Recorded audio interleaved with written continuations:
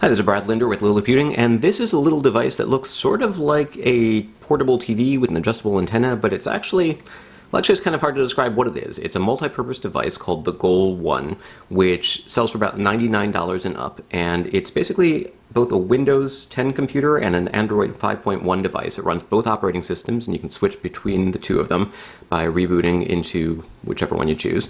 It has an Intel Atom X5 Z8300 quad-core Cherry Trail processor, 2 gigabytes of RAM and 32 gigabytes of storage for the entry-level model, or the version I'm holding right now has 4 gigabytes of RAM and 64 gigabytes of storage and a battery.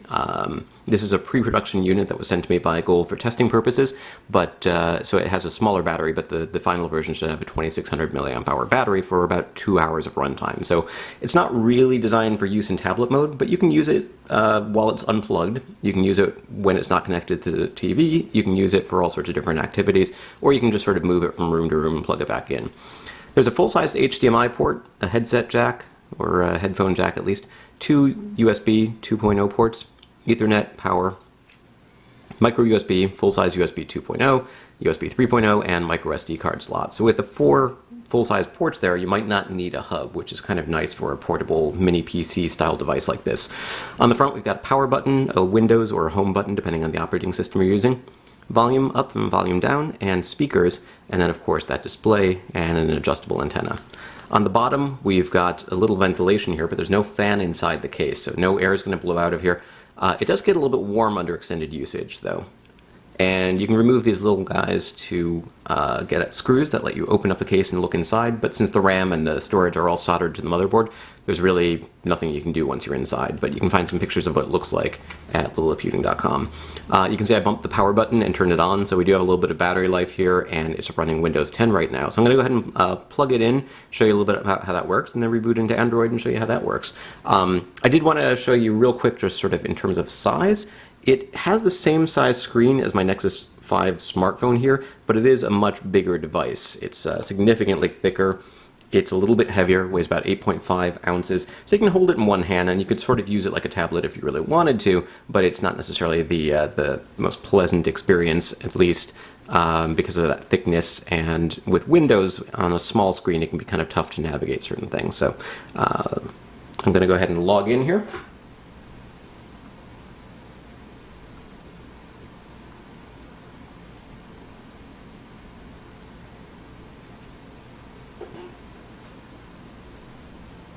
And then plug in power, plug in a display,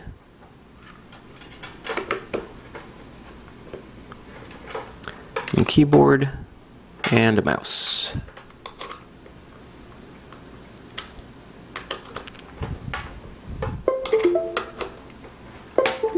So you can see we've got the Windows 10 display here, and up here. And right now I'm just sort of using the mirroring option.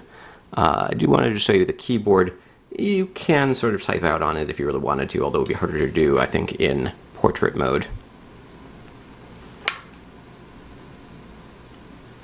And as I do that, you can see on the big screen, it does adjust the position.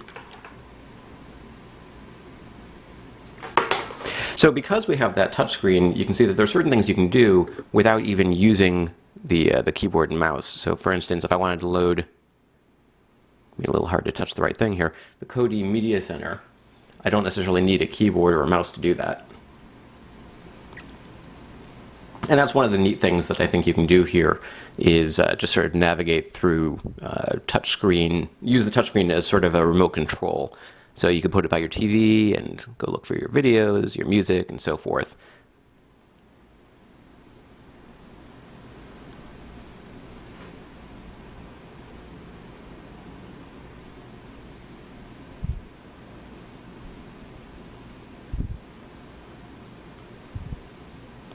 Now I'm actually using the default Kodi 17 user interface here. There is a more touch-friendly version, which I'm not going to go through trouble of setting up right now. But if you find it difficult to navigate, you can go to the touch-friendly version that is a little bit easier on the fingertips. Or I can just use the mouse. So I'm going to go ahead and pull the keyboard over here. And move the screen up a little bit. And let's see, I'm going to show you a couple other things.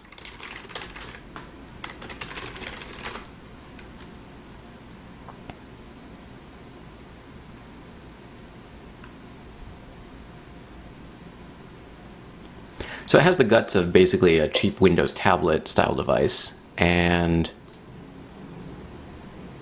I don't need that. It can handle most activities.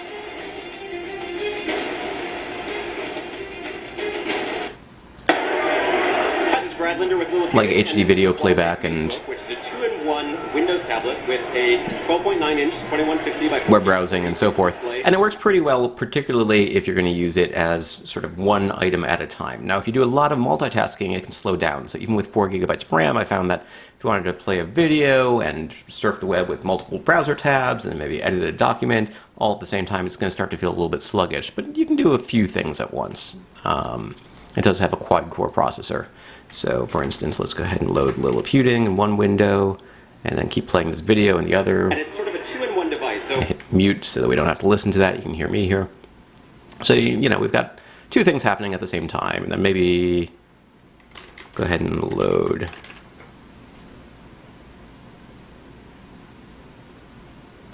a word processor while we're doing that. And you can see the video is still playing pretty smoothly as all of this is happening.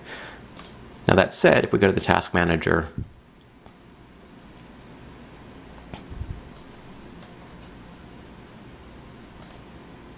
you can see we are pretty much maxing out the CPU here.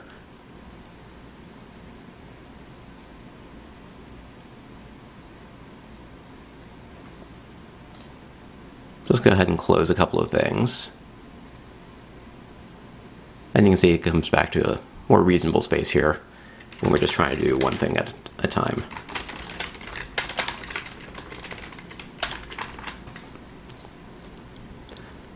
So you could use it as a sort of general purpose computing device. And it'll run most applications that you can run on Windows. Now, some of those applications are going to run better than others. So for instance, I tried loading a couple of Windows Store games like Asphalt 8, and sometimes it worked really well, but sometimes when the CPU was maybe under a little bit of extra strain, it got really, the graphics were really choppy and it was kind of difficult to play. Now, when I rebooted into Android and tried the same game, it worked pretty well. I'm going to go ahead and plug in an Xbox-style game controller just to show you a slightly simpler game. That gives you an idea of sort of the classic console-style gaming that should be pretty simple on a device like this.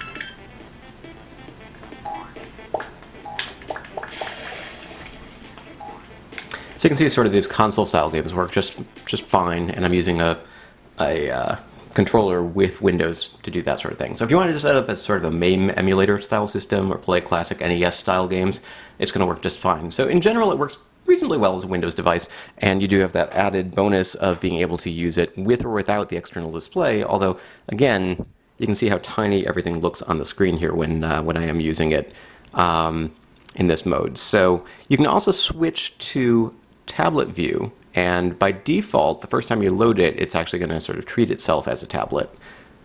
And what that means is instead of getting sort of a start menu and a full taskbar here, what you get is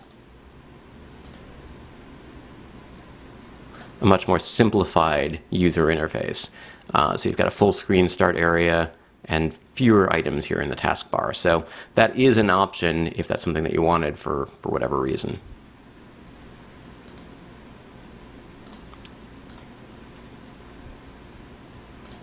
So let's go ahead and take a look at, actually, it'd be easier to do this way. Switch back. Android. So I'm going to go ahead and launch the Win to Android application. Switch to Android. Yes.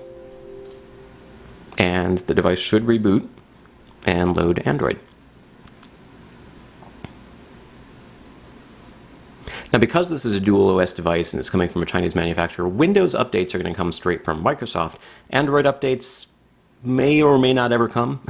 It is running a version of Android that's already a little bit old, so shortly before Android 7.0 is going to be released, this is shipping with Android 5.1. So, sort of take that as what it is. Most of the applications that I've tested do seem to work. I can get Netflix to play, I can get YouTube to work, I can get some games to work. And again, gaming I think actually works a little bit better here, although Android doesn't seem to want to recognize this game controller.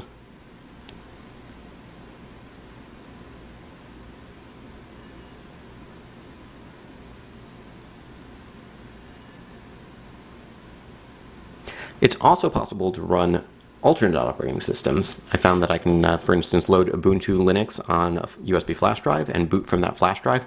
The way that you would do that is to sort of hit escape or delete when the operating system is loading, or when shortly after you turn the device on. Try and rotate the screen here. There we go. And go into sort of the BIOS or UEFI settings, and from there you can, apparently we have some notifications, from there you can tell it to boot from the USB drive, and I'll see if I have time in this video to show you that in a moment. Ubuntu out of the box mostly works, but graphics, or not graphics, audio and Wi-Fi aren't necessarily working, so you might need some third-party accessories like a Wi-Fi dongle and other stuff in order to get everything to work properly, or you might be able to modify it yourself. So just to show you a couple of real quick things here. Again, we've got Android. You could load the Kodi Media Center if you wanted to here as well. And what we've got here is basically the smartphone or tablet style version of Android. So it's not Android TV, it's not really optimized for big screens, but you can navigate and you can play videos. And again, they'll show up on both screens at the same time. Now audio does work, I just muted it. The general gaming device. So that's YouTube. What else can I show you? Let's take a quick look at Riptide, which is a racing game. And again, it would be nice if the game controller worked here, but what I found is even though it doesn't, let's go ahead and unplug it, you can use the touchscreen and motion controls. So you can basically treat this like a game controller, and since it would work without the keyboard and the mouse and even the power plugged in, you could just plug it in via HDMI and just have one cable to use as you're playing.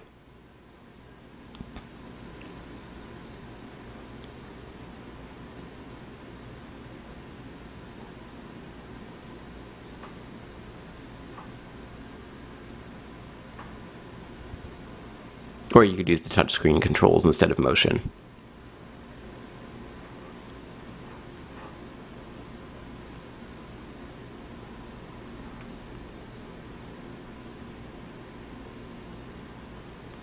So overall, the Android stuff works pretty well too. From Android, if you wanted to switch back to Windows, all you would have to do is pull down the Quick Settings menu and choose the option that says OS Switch, and it'll reboot. Alright, we're going to try and load Ubuntu, and I'm doing that by installing it onto a USB flash drive and telling the computer to boot from the flash drive. And then I've also got a Wi-Fi adapter here plugged in because out of the box wireless does not work. There might be some way to configure it, but I haven't figured that out yet, and I happen to have the wireless adapter. So I find this is actually easier to do when you're rebooting as opposed to doing a cold boot, but I'm going to try and turn the computer back on here and hit escape at the BIOS menu.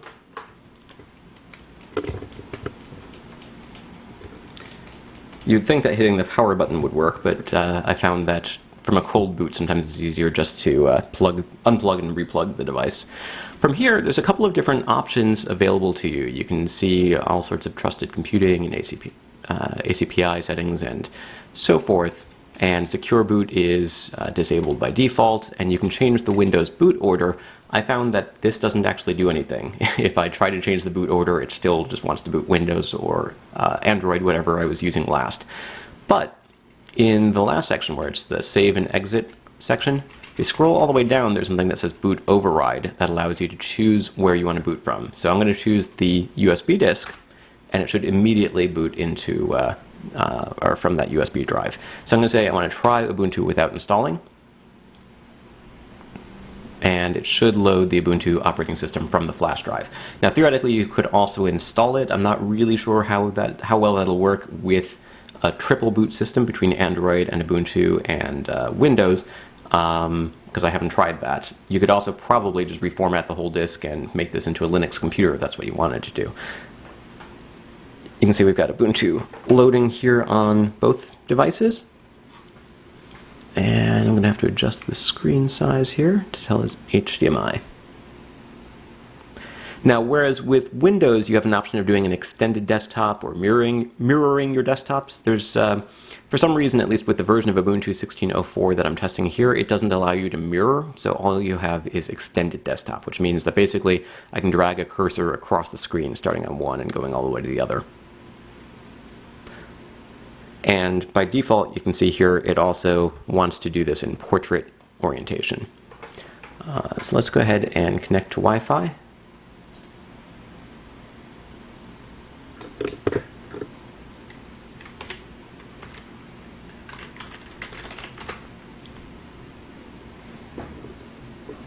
And I'll try and show you here again that I've got a mouse, the cursor moves from one screen to the other screen. And if I wanted to load software like Firefox, that'll also move from one screen to the other screen. So here it is in one window, but then I can move it to the other window.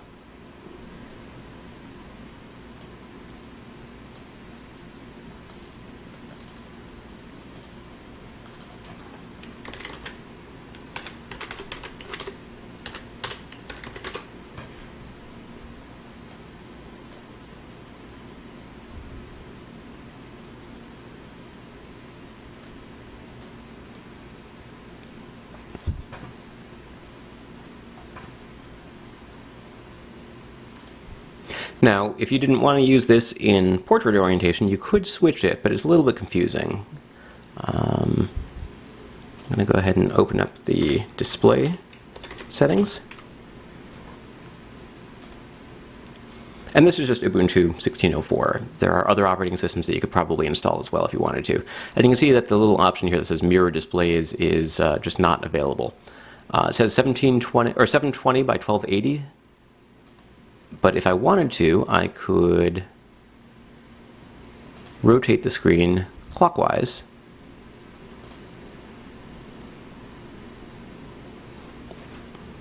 And then it still looks a little bit funny here.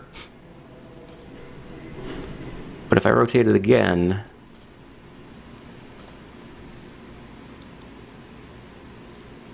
well, that was the wrong screen. Let me see if I can get the mouse to go to the right space here. If I choose the small screen and say I want to do counterclockwise, now it flips over and fills the screen pretty much the way that you would expect it to. So now we've got a dual screen setup, 1280 by 720 and 1920 by 1080 with Ubuntu. I've also tested Remix OS for PC, which is a version of Android that has a taskbar and a desktop and sort of looks a little bit more like Windows. Other operating systems might work as well. Now again, Wi-Fi, I needed to use the adapter with Remix OS, but audio did work in Remix OS, whereas it does not work here with Ubuntu unless I plug in an external audio adapter, which is pretty easy to do, but it does take up a USB slot. So that's a quick look at the Gole1 running Ubuntu, Windows, Android. It's a multi-purpose device that you can hold in one hand, that you can plug into a TV, you can use it like a PC, you can use it like a mobile device. Is it worth the asking price? Well, with a starting price of $99, it's not that much money. There are probably better devices out there that you could buy, and I would probably recommend spending a little bit more money on the version with 4 gigs of RAM and 64 gigs of storage if you wanted it. If you wanted a portable or a compact desktop-style computer, there are probably better ways to spend your money. You could get something that's either cheaper and has the same sort of capabilities, or get something that's more expensive and has a faster processor. If you wanted a portable handheld-style device, you could probably get a tablet that's way more capable than this little machine. But still, there's not really much else quite like this device on the market right now, in that it is a portable device that has a ton of... Well, it has 4 ports, it has a battery, it has a touchscreen, you can use it as a mobile device, you can use it as a desktop-style device, you can run all sorts of different operating systems on it thanks to its Intel processor. It's got built-in speakers. They're not very good speakers. I guess I didn't really play any sound for you out of them, but trust me, they don't sound very good. And it's got a fanless system. It can overheat a little bit because of that fanless system, I think. It might actually not be a horrible idea to have a fan in here, but if you wanted silent operation and you're using it mostly for single tasking or maybe dual tasking as opposed to serious multitasking, it's not a horrible device. So let's see if I can touch the right targets here. And shut down. Restart. And switch from Android or Ubuntu to Windows. So, it's pretty impressive just how much they managed to cram into this little device, I guess is my takeaway. It's a neat toy. I'm not sure it's the most useful little computer in the world, but for $100 to $150 or so, it's kind of fun. So that's a quick look at the Gole1. This is Brad Linder with Liliputing. You can find more details, photos, find out what it looks like when you take the bottom off, and other things at liliputing.com.